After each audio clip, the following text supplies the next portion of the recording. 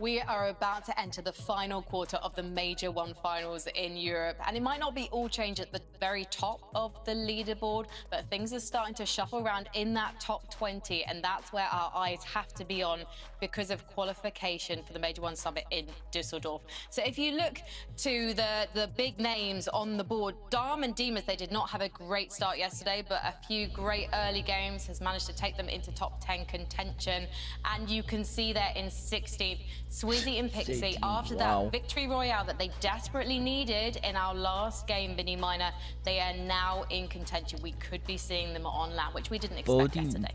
Really big for these guys. It's actually nice not to have to scroll down all the way on the leaderboard to be able to see them. We only need to. We might not have to after this next game. Who knows? But yeah, really nice to see these guys rising up the standings. We all knew it was potential. We all knew they had the potential for it. It was almost like, what the heck yesterday? What's going on here?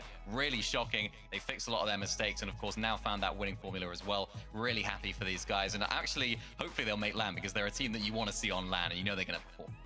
Well, let's take another look at the leaderboard, because that was surely a Focus and Thomas zone. They've been asking for this. They've surely been sending nice messages to Zeke, and yet they are in 4th now. They've actually been overtaken by Shawfall and Repairs, who are my favorite revelation of day 211.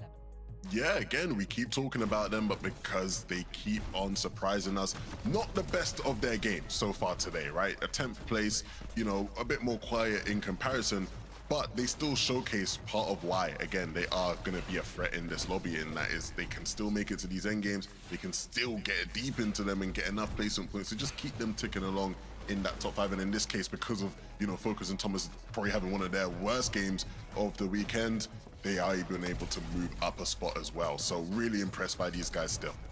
Yeah, we haven't really seen them in this position before, right? This is a completely new situation for them to be in terms of the leaderboard. So excited to see what they can actually do under these circumstances. 3 more games left for them. That was a little bit more favorable zone for them as well. A little bit further south we saw it end there, and of course Battlewood Boulevard. So, you know, it's kind of answered a couple of our questions about maybe this is a zone thing, because even for Thomas HD, a little bit closer, worse performance. Ooh, what's that going to mean for the rest of the games? Who knows? Guys, I hate to be so dramatic, but that was a terrible game for Sky and Scroll. They only got 8th, Mini Minor. Oh, it's just not good enough, is it, really? Pack it in, pack it in. No, it's nice. It's good to see these guys still performing well, even when they're not doing what we know they can do. But again, it's just another consistent end game. I feel like we could sort of cookie cutter every single time we come out of one of these games and talk about them. Nicely done from these guys. Again, nicely done on these pre-edits as well. It's nice to see teams still using those to their advantage. And a favorable zone for them, 11, with the fact that it pulled right towards Battlewood Boulevard answers that question of what happens if they do get more favorable zone. They're still popping off. Yeah, these guys, I'm not worried about them at all, right? A top 5 is exactly what they've been doing all weekend long. They get another top 5 there. A bit unfortunate, right, with the overdrive, with how Swizzy and Pixie were so active. Sky ends up just getting beamed from above. Honestly, I was hoping he'd be able to even stay alive and maybe squeeze out a couple extra bits of placement. But this is the thing, it's a relentless tournament, because even with how good they are, they must be getting frustrated at the fact that Chino and Pablo just refuse to fall off, right? They refuse to allow this tournament to just pass them by, and so they continue to be a threat in this one. We questioned whether or not they'd be, you know, able to continue these types of performances when Zone isn't pulling directly on their POI. They must have just shut everyone up there right now, because this was still the type of game we've been seeing from them all weekend long, Minnie. Yeah, lovely to see. They're outperforming Sky and Scroll in that last game. That's exactly what they need to do, finding eliminations along the way as well, which is exactly what we know that they can do. And they just got to keep chipping away now. They can't get too ahead of themselves. They got to keep chipping away, because we saw it yesterday. We saw Sky and Scroll did have a little bit of a wobble. It was their last game of the day yesterday. They are prone to it. They're not absolutely immune to having a bad game. So Chino and Pablo have got to just keep themselves calm, keep themselves in these end games, and keep finding these top 3s like they have been, because it's been really good so far. And big up to Chino there, just because, you know, we all highlight, you know, how amazing Pablo is as a solo clutcher. Chino really pulling out some of his best stuff there, able to get a top 3 from that situation. Yeah, 62 points difference between 1st and 2nd right now. It really is another battle of the days. I feel like we're so used to them now in FNCS. But also, when you look at the numbers, average eliminations for Sky and Scroll, 4.89. Chino and Pablo, it's only 4.11. I say only, it's not much of a distance, 4.11. It's very similar when it comes to average placement as well. There is like naught of a percentage. I'm very bad at maths, as you can tell. I should not be doing this on the broadcast. But basically, what I'm trying to say is it's a very slim difference between these two teams, and the next game could make all the difference. So let's head into game number 10 with Taco and Takata. Thank you, Frankie. It must be difficult. Pablo Chino getting top 10 every single game today, and it's still not enough. But I also want to think back down to top 20. Putty Fishy now in 21st place. They've swapped again with Sharkantini. Well, Sharkantini swapped way higher up than they have, unfortunately, but they are where Sharkantini started off today in. We also have Noah Riley and Reason, a duo that I'd like to see at the Summit 1 LAN in Germany.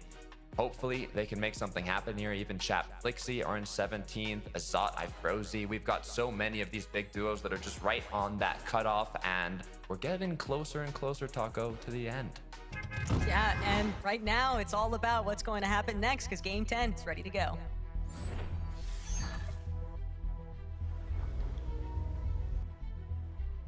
Like you'd already kind of alluded to there, Takata, we are seeing some of those slight movements, a little bit of shuffling in the leaderboard. Top 20, obviously always going to be the prize for every single one of these duos, but it's also more than that. Right now, we are looking for a Major 1 Victory Royale wielder, and I think it's only a matter of time before we have to decide between Sky Scroll, Pablo Chino.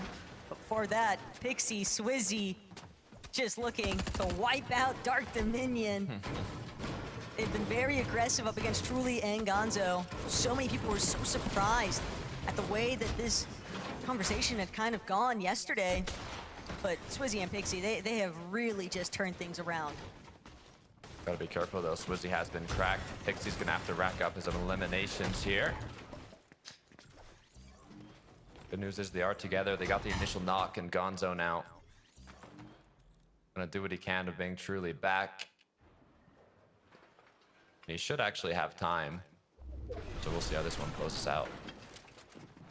Just took Swizzy a couple more moments longer than what he would have liked, but Pixie's still able to open up with a separate angle here. Oh. Truly does take a big chunk, but it's just not good enough. Swizzy and Pixie might have taken them a couple moments longer, but they still managed to close things out. Zippy and Dirty, though, already looking to try and capitalize.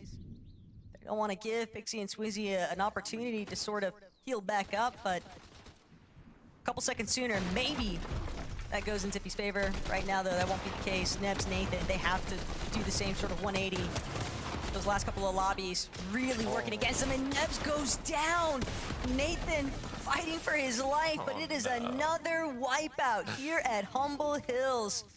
Xteri and Adapted are just absolutely ruining Nebs and Nathan's position on the leaderboard right now. 47th game 1 today. 48th, the second match, and then now once again off spawn. We're in game 10 out of 12, combining both days, and I mean, with just 2 matches left, I mean, Nebs and Nathan were 11th going into this, so they're still in qualifying range, but they were contenders, not only top 5, to be even top 3 or higher, and now they're just dropping lower and lower. But, I mean, once they make it off spawn, they have had some very incredible performances, so with 2 opportunities left, I'm hoping that they can make it happen. It's unfortunately just seeming a little bit more like what would happen to them in some of those Div Cup finals during the offseason. You know, they get off to... They know how to be consistent. That's where it hurts with Nebs and Nathan. It's that they're obviously good players at holding their own and finding solid placements, but gotta make sure that you're doing it for every single lobby from this point out. Top 10, there's obviously some pretty big changes when it comes to the prize pool overall. It's not just the X Champions that's up for grabs here, after all. Pico Malabuca just 1 point behind Thomas HD and Focus now. At 374 going into the match. They had a very big game. Issue is, before that, they were struggling with Surge, so... I mean, we'll see where the zone pulls. We'll see how they play it out. But... they've been keeping up the pace. Look, when you think about the point disparity between Pablo, Gino, Sky, Scroll, it's still within striking range. 62 points is what separates those two right now. But what I'm really wondering is whether Sky and Scroll can anticipate just being able to make the same plays they've been doing. No one's really bothered intervening with their usual surge base. Sky already, it's like second nature to him at this point. Take over this hill, just a little bit north of Battlewood Boulevard, Sneak up and not him done. wait to see how many tanks you can collect after that. But Keto and Hydro probably able to see Scroll tossing out all of these essential items, heals. He's picking up.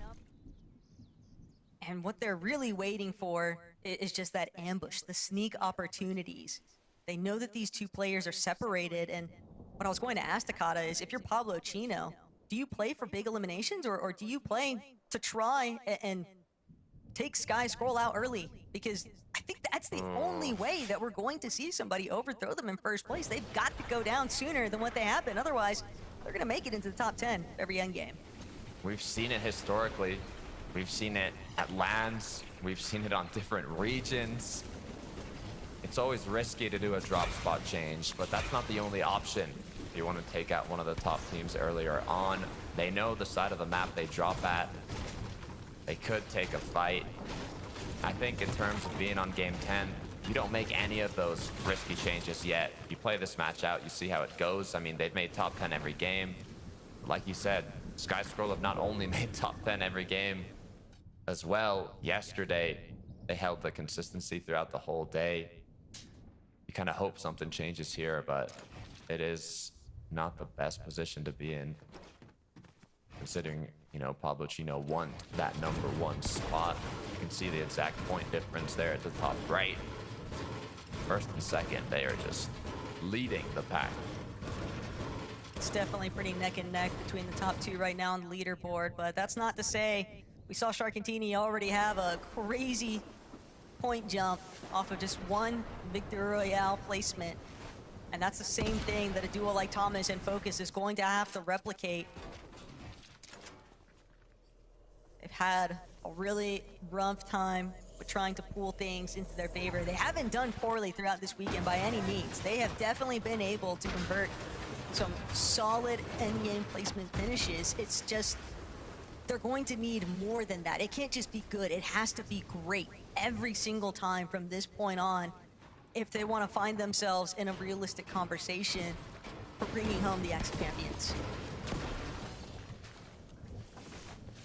Size and Scary have not matched their performance from yesterday.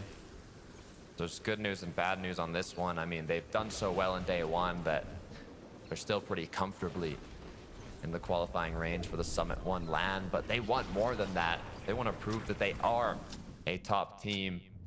And we've seen how quickly you could jump up the standings with big matches. Swizzy has done it.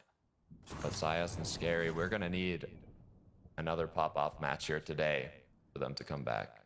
But for a team like Size and Sketty, these are both players that have been around the scene for a decent amount of time. They're not new to this, but at the same time, you could argue that they were definitely new to being one of the leading teams in a Major 1 Grand Finals leaderboard, Takata. And so, how do you think that that's kind of impacted their performance here today? Because you would think, hey, maybe they can run it back, but that just has not been the case. Thing is, they were playing incredibly well yesterday. They were playing incredibly confident, and I don't even think it was nerves. I don't think it was pressure. It was literally that one fight to kick off the day has kind of set the tone. The remainder of their matches, I'm not sure if it's a mental thing. I'm not sure what's causing them to struggle so much, but ever since the start of the day, it's just been downhill. I don't know. They need something big to kind of fuel themselves up again. Get that motivation, that confidence back from what we saw yesterday. But Kaido Haijo, they're going for the play. They're trying to catch Sky Scroll, our top team, off guard. Sky gets fully cracked now, down to 46 HP. Taco, this could be the change we've been looking for the Major 1 Finals. Oh, Keto's chasing, Haijo's chasing. They don't want to let Sky get away. He's trying to see where he can escape to. And just based off that red hand signal, he's heading straight deeper into the storm. Scroll trying to see if he can play catch up, but this is a tough position now. Keto and Haijo, how badly do you want it? Because for Sky and Scroll, and this is definitely going to put a huge hiccup into their overall game strategy. They might be looking to see what else they could steal from inside of this Surge base, knowing that there's got to be some white heals possibly stuck left waiting, but no, Scroll! That was the intent! He just stole everything. He took all of the white heals with him. And for Keto and Haijo, this is just completely blown up in their face. They needed to get that elimination. And just missing out is not going to put them in a position to where it might be difficult for them to even escape Battlewood Boulevard in the first place. Yeah, the reverse heist from Scroll. Just taking the pizza, taking all the whites. Yeah, you can see it happen right here. Splashes. It was yeah, everything. They had medkit, splash, and pizza. He just threw it all. That's a little hiccup for Sky and Scroll, but I mean, to be fair, seeing that both players are still up, it should be a pretty easy regroup, and they can continue on forwards. But now they're going to have to think about it for the rest of the lobbies if that's going to happen again. Teeny trying to see what else he can pop off with. Tweg, first elimination going to be confirmed here. Shark looking for the secondary one, and yeah, no problem whatsoever following up on his duo's aggression. So a good, solid couple of eliminations to kick things off here in Game 10, but now kind of trailing back on over Pablo Chino. We saw them sort of leaving Sandy Strip pretty early on, and they've made sure to head a little bit further north. They're in a box. Solid spot, though, for the time being. Got a zone pulling more north here. I'm thinking of Chap and Flixie right now. They have been kind of dropped down to 17th place on the leaderboard. They're just on the cutoff. Hoping we see them later on have a solid match here. They've been given the opportunity. Pablo Chino, though, looking healthy, obviously, despite having to rotate a little further than usual.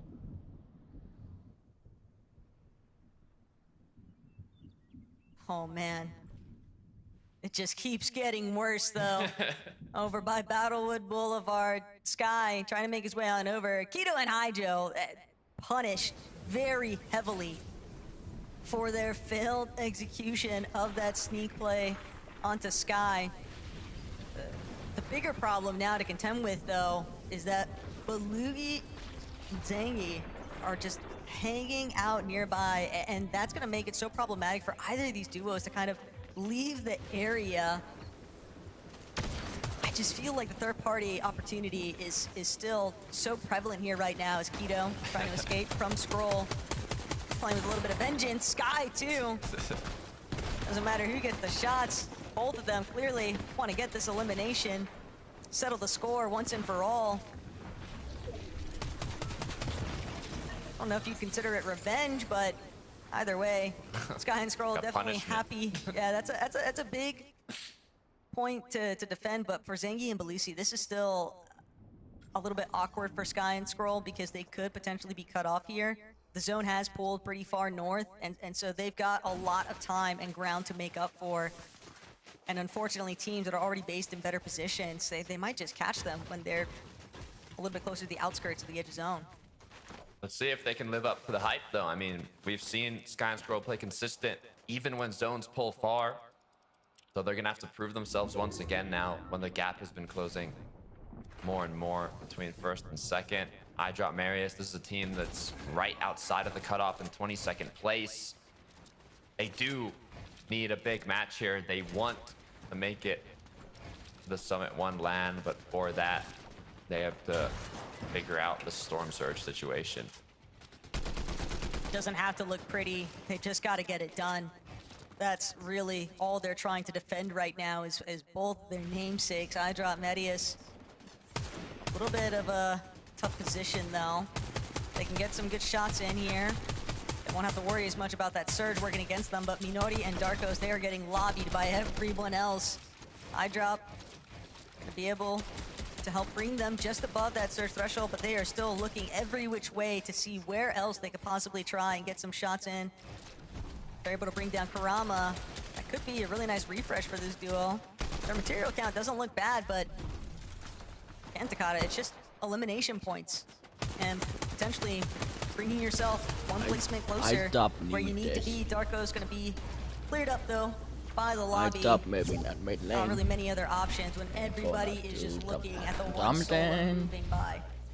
I'm wondering what happened to Vico Malabuca. It's a very good zone for them. They're 76 below, struggling on mats, rotating late into the zone. Yeah, This is just not only the two situation people we wanna see can them win in, up in especially CI Snap. with how good of a recent performance they just had, getting second with 12 eliminations. This is a team, they're always shooting for first place. They have experience in finals, they have experience at LANs. And the Surge, being the first major finals we've had this net, Surge is just showing how much it affects everything. Part of the problem, though, at least for this lobby, for Vico and Malabuca, is just the fact that sometimes when you get these zone pulls, when you look to go and try and build your Surge off of set strategies, teams just aren't going to be where you'd originally kind of expected them to be at, right?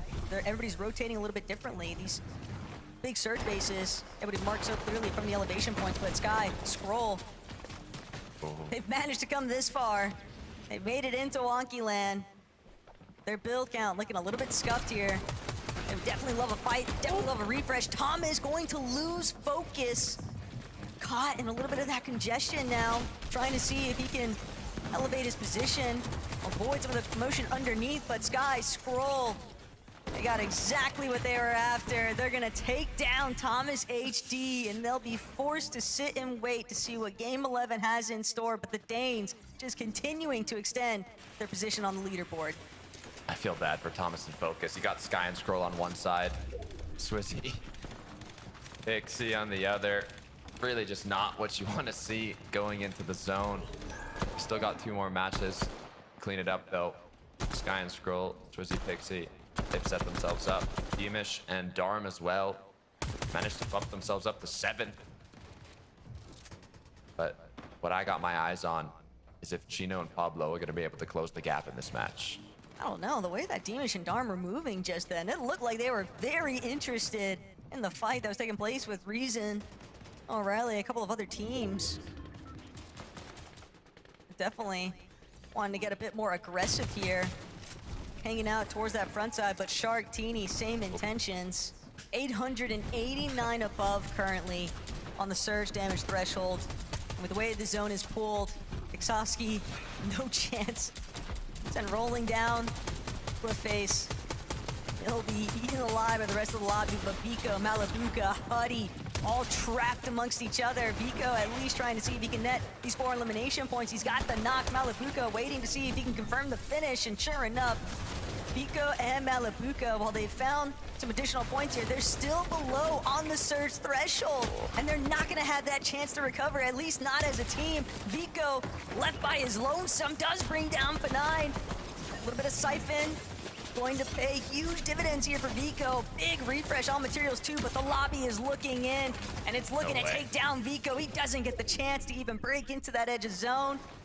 Cleaned up by the rest of the lobbies. Twy, Cringe, overtake now from height. Take a quick look at what Chino's been up to. They were below going into this end game, but all it's gonna take are a few good shots connecting, and it could be enough.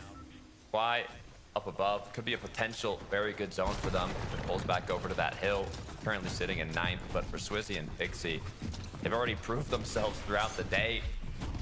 We were close to having a devastating kind of land in the sense that our global championship trio, almost all of them, could have not made it. But the job isn't done for Swizzy and Pixie yet. They are still in 16th place going into this match, despite all the solid performances. One more good one, though, could help them solidify it. But Shark and Teeny, they also are looking for the win. They want to go up. Cheatin' and Giannis might have beat them to it. One fun part about whenever the zones pull into this forest territory of Old Stumpy is that players can just connect right onto the treetops themselves and cheat in Dennis. The overhead view currently, eagle eye vision. They've got to make sure that they are keeping tabs on where secondary height is at, especially when it's a duo like Shark and Teeny, just waiting for the perfect time to strike. Gonna continue targeting underneath, but they'll opt to drop a mild layer swap. Still hanging out towards front side of zone. Chino, Pablo, a little bit more of that backside position. Kind of wrapping around. I'd have the sneak jump, hunt of Mumsy, and sky jump, trying to break in, pickaxe through, it's good. Chino gets the first, Pablo helps him get the second. Sky jump and Mumsy just never stood a chance here as they continue marking their way forward. Perfect couple of eliminations. It was a duo that was looking healthy as well. Sharktini, though, it's their time to strike. Now looking for not only the height, but also a couple of eliminations alongside it. Yanis Cheatin put into panic as Cheatin is down to just a sliver of HP. Yanis left them alone as now Sharktini have control. But everything is just so open-ended right now. Sky, he's gonna have to get the job done all by himself here. Currently, ultimate low, but he is just so far away from where Hyde is currently positioned. Still trying to make sure that his position isn't too heavily revealed, but it's just not good enough. Loses a big chunk of his HP. Has to use up his last couple of pizza slices even. Overdrive grenade effects at least gonna help him. But without any materials left to work with, he's got to connect with a big pump shot. He has to find it now, at least get a little goodie bag out of Giannis's loot. But still, more problems pouring in here. Sky, only so many places left to run. Looking back now, gets cringe in the process though. That's gonna be his fourth. And the eliminations just underneath them though. Pablo, Chino, they've scouted out this solo. Don't know if they realize that it's Sky just yet, but Sky scrambling, trying to avoid them. It doesn't matter how, when, or why, as long as he can stay alive. Just a couple placements further. Medius not gonna be brought down just yet, but Sky finally cut short there by Shakos, and that just leaves Pablo and Chino to play catch up here from Ultimate Low. It was actually Chino who took down Scroll, so they know this is the chance to make something happen, but they cannot let it go to waste. Pablo goes down, Chino's left alone. He has more than enough loot, but the issue is, how's he gonna make it back? Swizzy, Pixie, on the other hand, both players healthy, looking to control low, but the pressure from height, it might just be too much. Pablo gets finished now, Chino has to find his rotate in. But this is the recovery tour of a lifetime right now for Swizzy and Pixie. Chino still deep inside of the storm, but he's gonna take down Medius, waiting for that siphon to kick in. He needs it now more than ever. Stuck as a solo in the backside of the zone, and Shark and Teeny from way overhead, still applying so much pressure onto all these teams underneath. iDrop forced to just try and drop down to ultimate low here, but he might just drop straight into where Swizzy and Pixie are at. They're going for the top. Shark's gonna be the first one to the punch though. He brings down Swizzy. Now it's just Pixie left in the solo clutch scenario, but Shark, Teeny, once they get rolling, they don't seem to stop. Pixie has height, but it's only temporary. He'll be forced to drop eventually. Teeny, Shark though, low on materials, trying to get the chop. It's the 1 versus 2. They're looking for their second victory royale, and they find it, no problem whatsoever. It's a different day for Shark and Teeny. It is night and day comparing to yesterday, going into today in 21st. I don't even know where they're gonna be on the leaderboard after the second win of the day. The expectations have been met. This is the Shark and Teeny that we wanted to see. Desk, how are we feeling? I am feeling electrified now. Teeny has to have such a strong faith now in this duo, not only making it to land, obviously they're going to make it to land, but also performing on land. He's teamed up with the most talked about player, arguably, in Chapter 7, at least in the European side of things, Levin.